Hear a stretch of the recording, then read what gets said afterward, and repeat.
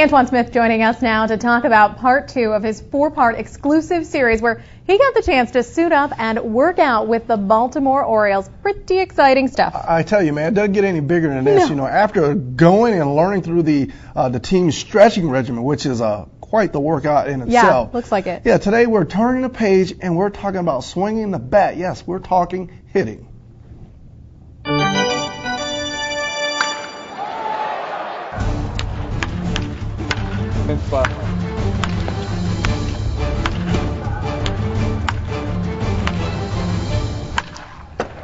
Hitting is an art, and when you're in the major leagues, it's a fine art that has very few flaws, especially if you plan on sticking around and playing at the big league level. I got the chance to knock off the dirt off my cleats and dig in. Now it's time to see what I can do in the cage here before we got on the field. We'll see what happens in the game. We'll see what happens. Just looking for contact, really.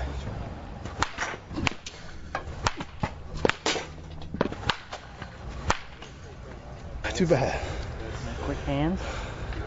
But the real test is where it goes on the field. Sound effects sound good here, but it only matters on the field.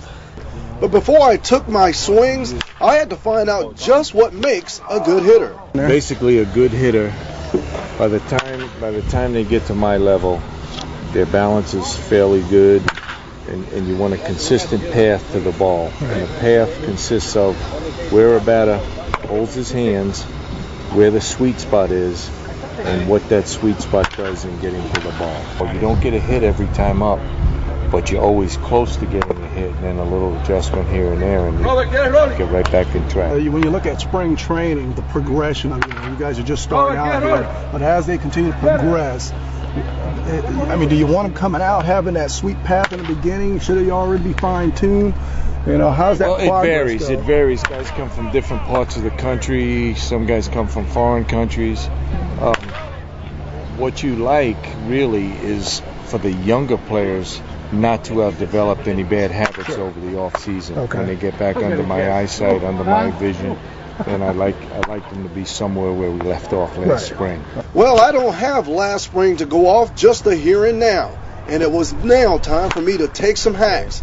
Though rusty, my mindset was to act out Coach Crowley's philosophy of staying short to the ball on contact and long through it afterwards. So we talk about path to the ball. Yeah. Now, if I were gonna help you, in a nutshell, what I would say is you had a pretty good setup. When the ball started coming, you started winding up and going here. Going here. Okay. You had a little too much legs and hips going into it before you concentrated on a little better contact. Okay. Straight to the ball and then finishing big. We like to say short to the ball, you can go long afterwards. You started reaching for the seats way back here. Okay. And consequently, you did show me some power. Right. Not too bad for a guy who hadn't hit a ball in about 15 years, huh? Pretty darn good, actually. Pretty darn good.